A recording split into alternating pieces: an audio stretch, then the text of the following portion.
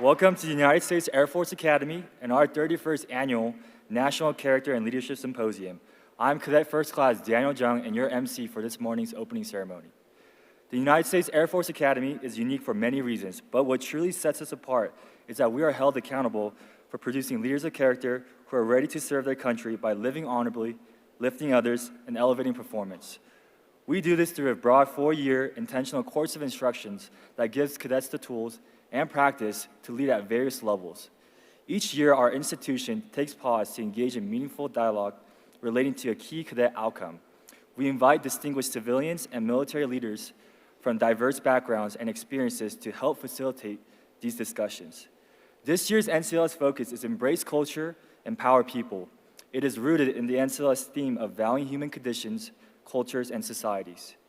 Over the next 2 days, you will hear inspiring stories and have the opportunity to share in dialogue surrounding common experiences, emotions, and challenges that we all share as humans.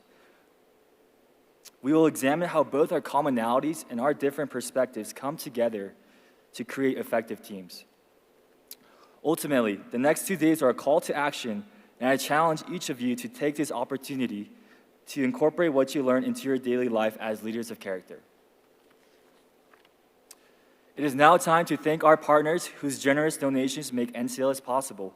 Will members of the following groups please stand and be recognized? Please hold applause until everybody is standing. The United States Air Force Academy Class of 1959. Our flagship sponsor, the Class of 1973. The Class of 1974. The Class of 1977. The Class of 1993, the Association of Graduates, the Air Force Academy Foundation, the Falcon Foundation, the Muse Family Foundation, Lieutenant Colonel Retired Earl A. Enix, the Class of 1977, and Mrs. Candy Enix, the Land of the Free Foundation, and other donors. Without their generosity, this amazing event would not be possible.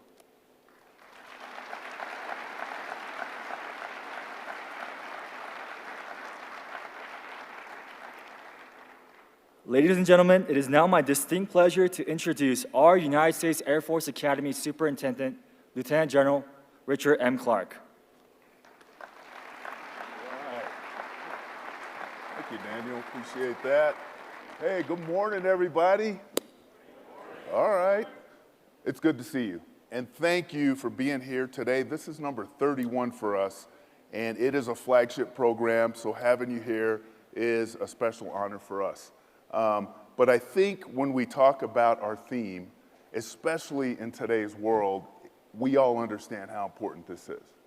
Valuing human condition, cultures, and society is something that we all need to do, not just within our own ranks, not just in the culturally diverse units that we have in our Air Force, our Space Force, our whole Department of Defense, but with our allies and partners as well. Building that kind of understanding is key and critical, and opening up dialogue so that we can have civil discourse, so that we can solve the tough problems that our country faces is critical. And it starts with valuing others, even when they're different from us. It is a strategic imperative, and I believe this with everything in me. So this weekend, or these next few days actually, we're gonna have an opportunity to hear from people that don't come from the same circles, the same cultures, the same societies in many cases as we do. But I wanna charge you to first be introspective as leaders. Take a look at yourself. Are you that humble, respectful, empathetic leader that can actually bring it in, that can actually open up to somebody else? And the second thing is to be open. Be ready to listen to people who are different from you. Be ready to listen and understand and build that sort of connection that you're gonna need. And be ready to connect. Be ready to reach out and engage, to open your heart, to step out of your comfort zone, and to listen to someone that you might not have otherwise listened to. So be open, be introspective, be engaged. Those are three things that I want to charge you with. And I want to thank some people who really made this happen. And I know we've already thanked many of you. So first, once again, thank you to all of our sponsors, but I want to thank our NCLS planning team. They have been working on this since the last day of NCLS last year. So it's been 366 days. So good job, team. They've been doing it, and they have knocked it out of the park once again. Especially to Miss Danielle Brines. She is our team lead and the director of NCLS. Danielle, you in here?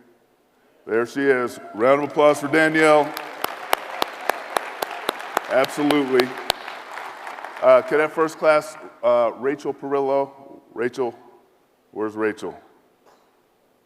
Absent, sir. Okay, Rachel is not here, but we're gonna clap for her anyway, because she has done an amazing job. Unfortunately, we couldn't let the cadets out of class today, so a lot of them aren't here, but she has been amazing. I also want to thank all of our guest speakers too. It doesn't happen without you. You are what bring the richness to us. You're what makes this special every year, and this year is no exception. So thank you to all of you. And then to our guests. We have students from other colleges and universities. We have ROTC students. We have graduates. We have our staff and faculty. But everybody who's here, whether you're here in person or virtually, I just want to thank you, because that also brings the richness, because there's discussions that happen in between these briefings and these presentations that really take this to the next level. So all of you, thank you for bringing that to our school, because it helps us to develop those leaders of character. So with my charge though, I love telling stories, so I got one, all right? I got one. Now, I talked about being introspective, right? Looking at yourself as a leader.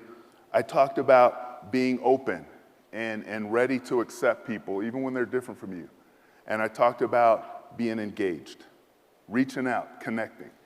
And so I'll share a time with you not too long ago, well, in my life, since I'm old, it was 12 years ago, but we were here at the Air Force Academy. I was a commandant, and we got our new assignment. We were supposed to be going to the Pentagon for our next assignment. Our movers were on the way, and before they got to our house, I got a phone call, and I was told, hey, Rich, guess what? You're not going to the Pentagon. Oh, where am I headed? You're going to Egypt. I was like, what? We have a base in Egypt? Nope, you're gonna be the defense attaché in Cairo, Egypt. Totally out of the blue. I was afraid to tell Amy, who's my wife, who's sitting right there. And I was like, oh man, how's this gonna go? And I told her, and she was like, oh my gosh, this is gonna be amazing. We're going to live in Egypt. Told the kids, they were excited. But I had no idea. I didn't even know what a defense attaché was. And they told me this, and they also said, and oh, by the way, you need to be there in 6 weeks, and we don't have time for you to get the full training for defense attaché, nor do you have time for language training, but don't worry, everything's going well in Egypt, it's gonna be great. Oh yeah. So we get there, or we get to the airport, and it's pretty, you know, the whole family's there, and they put us in this lounge, and we're sitting there, and I pick up the newspaper, and I read it, and that day, the first democratically elected president of Egypt fired his whole general staff. And I was going, oh, I guess things are going well here in Egypt. And I thought, boy, this will be interesting. And so that was an understatement. And, you know, so we get there and we move into our house and I start doing my job and I'm trying to learn as much as I can. But the one thing that I did know that I could do was make connections and meet people. And so I set out to meet every general in the Egyptian armed forces that I could, and especially at the highest levels. But I always believe that it's best to meet people when you don't need something from them. It's best to meet people just to make the connection. So I started doing that. I don't have many skills, I don't have many talents, but I can go out and be open and bring them in and engage. And so we did. And so I just started going, and we would have them at our house for dinner. They knew Amy, they knew our kids, and I just continued to do that. Now, of course, I couldn't meet every general, but I did get to meet a lot of folks, and it was great. You know, it was a very rich experience, but I also realized as I was going that things were kind of declining in Egypt. And pretty soon we realized that just through my discussions that this newly democratically elected president wasn't going to last too long because people did not like him. The people of Egypt were upset. There was a lot of unrest going on, and the military didn't like him. So pretty soon we thought, uh-oh, we're going to have another coup. And we started to pass this back to the Pentagon, letting people know what was going to happen, and things started to roll, and pretty soon it was on.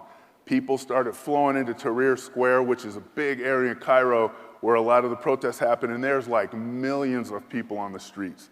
We had to send all of our families home because of the unrest and the violence, so all of the families in the embassy went. 2/3 of the staff in the embassy went home, and there was just a few of us left.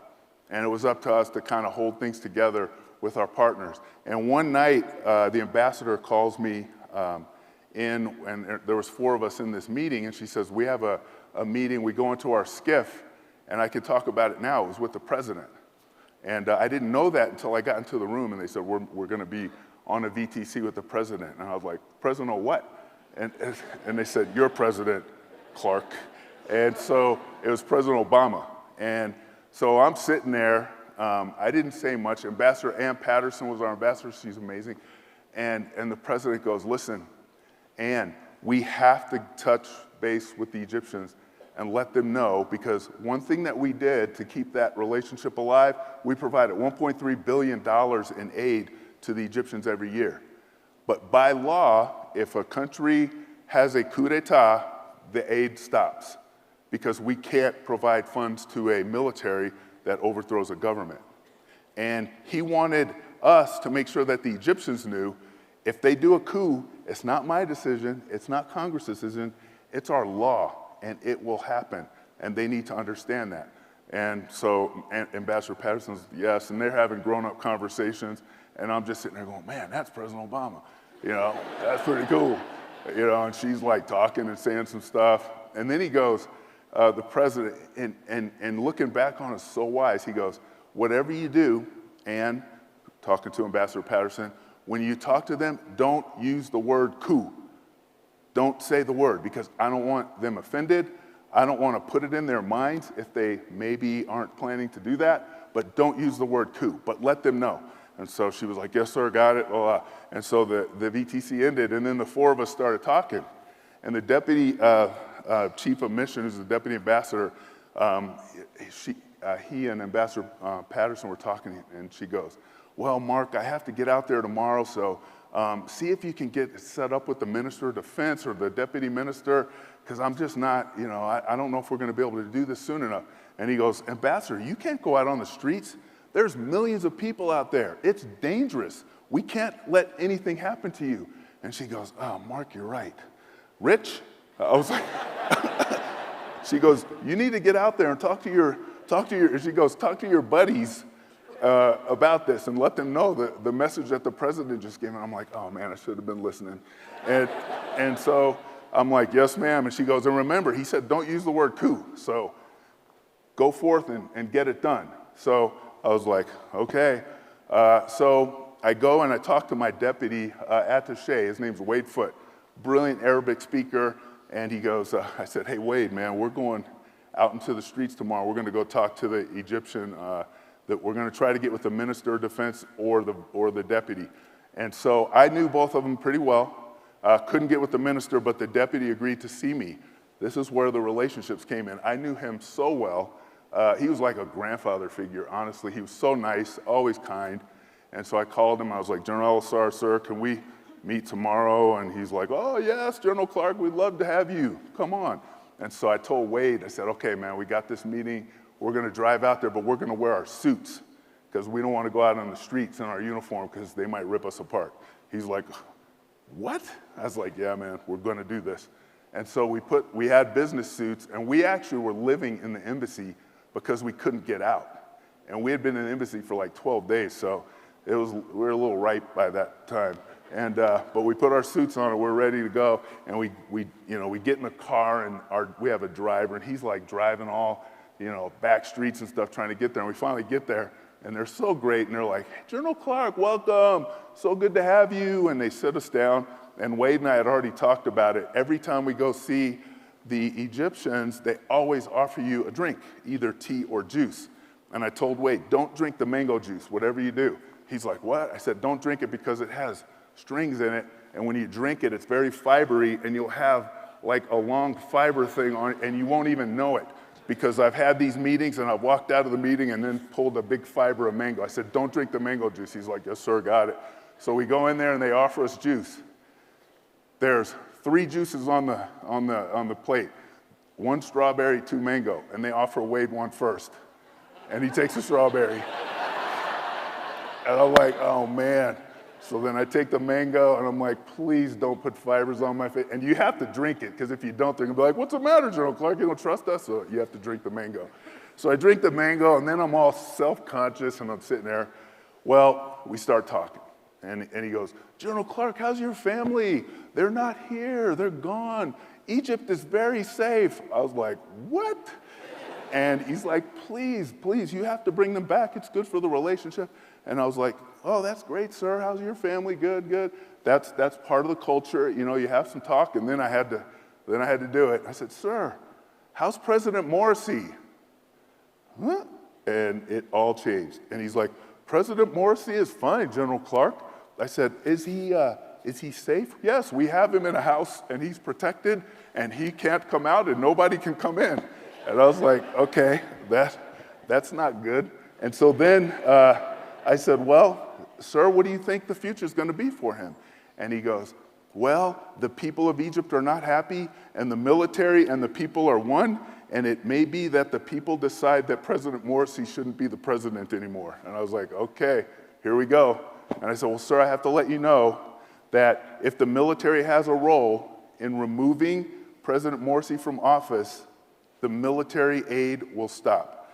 And he's like, what are you saying, General Clark? I was like, I don't think I could have been any clearer. And I said, sir, if the military has a role in removing him from office, the $1.3 billion every year by law, it will stop. And he said, General Clark, what are you saying? Are you going to turn your back on the Egyptian armed forces? And he had 2 other generals, and they like leaned in, and I was like, and Wade was just kind of right, and he had his head down. And I was like, oh man, this is getting ready to get bad. And so he's like, General Clark, this is preposterous. And when he used the word preposterous, I knew I was in trouble. I was like, I have never, outside of a movie, heard someone use that word to me. And preposterous. And so he starts, he's like, we have been partners for 34 years. You are doing this to us. And I'm like, General, sir, we're friends. This is, come on. And I didn't say that, but that's what's going through my mind. And then it just starts to go downhill. And he's like, making emphasis and everything. And then one of his generals who's sitting in there, his name is General, I won't say his name. He goes, General Clark, you are not using a word, but I cannot think of the word, but you are not using it on purpose. And I was like, uh-oh. And he goes, no, the word is cup. You are not using the word cup. And I was like, that's not the word, but I am not going to correct this. And then he goes, no, it is not cup. It is foo. And I was like, oh no, he's getting closer. And he's like, General Clark, and like spittle's coming out, and I'm going, oh man. He's like, General Clark, will you not trust us? Talk to us, General Clark. And I was like, okay, sir, the word is coup. And yes, that's what I'm talking about. If you, the military, have a coup, the $1.3 billion a year will stop. And then it just blew up, and I was like, oh my gosh. General Clark, what are you accusing us of? And he just started ripping into me. And then I said, I was like, sir, I'm passing this message on to you because you need to know this before you take any actions. General Clark, this meeting is over. I was like, oh boy. And then Wade kind of looked at me. I looked at him. I was like, dude, I just blew national security for decades, single-handedly. And so I said, sir, I appreciate that. I understand the meeting's over, but I just want to make it clear that you understand. If there is a coup, the $1.3 billion in aid will stop. I understand, General Clark. The 1.3, they start like mocking me. The $1.3 billion in aid will stop because it is the law of the United States, and we understand. And I was like, okay, we understand. And I stood up and we walked out, and I was just like, oh, and the whole time, usually we're walking, and he's like, oh, how's Amy? How's Milo and Zoe? Everything is good. Nope. He was just walking, and I was walking, and I'm just like, oh my gosh. And so we're standing there, and we're waiting for our car. And he's standing next to me, Wade's standing here, and the other two generals, and it's just dead silence. And I'm just going, I am so dead. And then he goes, General Clark, and he put his arm around me, he goes, don't worry, but next time you come back, wear your uniform. We like the military General Clark, not the diplomat General Clark. And I was like, thank you, sir. The car came and we left, and I was telling Wade, I'm just going, Wade, man, I can't believe it. He goes, sir, that was perfect. I was like, what? He said, well, first, you had to say the word. You had to say coup. He said, and Wade is a career diplomat. And he goes, when you're talking to them on behalf of the United States as a diplomat, you're not talking Rich to General LSR, you're talking United States to Egypt. And sometimes it's tough, and this was a tough one. So, but what he said to you, he's telling you, hey, we still like you, we just don't like the United States. But you're still our military liaison, and you're free to come back. And I thought about that, and it's true. But the thing is, it's the personal relationship, it's the connection, it's the willingness to be humble, to be respectful, and hear him out that matters to our country. And even though they were angry at the United States, which we all know happens, it had to be said. It had to be said. And without those relationships, that message wouldn't have gotten passed. And without that relationship, the United States and Egypt might have taken steps that would have been much worse. And when I went back to the ambassador and told her, I said, ma'am, first thing I said was, I used the word coup.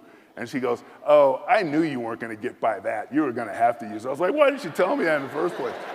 And then she goes, but did they get the message? She said, all I need to know is, did they get the message? I said, yes, ma'am. He repeated it right back to me. And she goes, that's what we needed, Rich. Thank you. They needed to have that. And, you know, I'm a rookie, right? I'm just trying to follow orders. But she, the diplomat, just had the wisdom to really know what needed to happen there. But it's all based on the relationships, the connections, the understanding of a different culture. And those things aren't that hard for us. It just takes a willingness to be open. It takes a willingness to be introspective and understand ourselves, and a willingness to step out of our comfort zone sometime and engage. And I learned that a little bit the hard way, but after that I realized just how important that understanding, the conditions that another country lives in, the culture that they live by, and what their society is all about makes all the difference for us as leaders, not just domestically, but internationally and with our partners and our allies. But your units are going to count on you to be that kind of leader, because you will invariably serve people that don't come from the same place as you, that don't have the same culture as you, but you have to understand, and you have to be able to connect and engage with them, or we're doomed. So this NCLS is vitally important, especially in the environment that we're in now, and the environment that so many of our cadets, our ROTC cadets, that all of us as leaders are going to be stepping into. So I encourage you today to go out, look at yourself. What kind of leader am I? Am I the kind of leader that can do this? Am I going to be open to other ideas, other thoughts, other cultures, other people? And am I ready to be out of my comfort zone and engage and hear somebody that doesn't think the same way that I do? That's what I charge you with today. So I want to thank everyone once again for being here for this important NCLS, but thank you for being willing to step out and learn something and make ourselves better as a leader character that we need to be. Thank you, everyone, and enjoy NCLS. Thanks, Dan. General Clark, on behalf of the Cadet Wing and NCLS staff, thank you for joining us to launch this year's NCLS. Already left. This is going to be an incredible event. Take ownership of what you learn and listen and engage with speakers and fellow participants. finally, challenge yourself to apply this knowledge and wisdom you gain to your experiences today and in the future. If you have not done so already, we encourage you to download and use the NCLS app for the most up-to-date information on the event. The app will be helpful to access the schedule, maps, transportation details, and speaker information. You may also use the app to nominate speakers you would like to see in the future and provide feedback on your NCLS 2024 experience. This concludes the opening ceremony. Please enjoy your time here at the United States Air Force Academy. Thank you.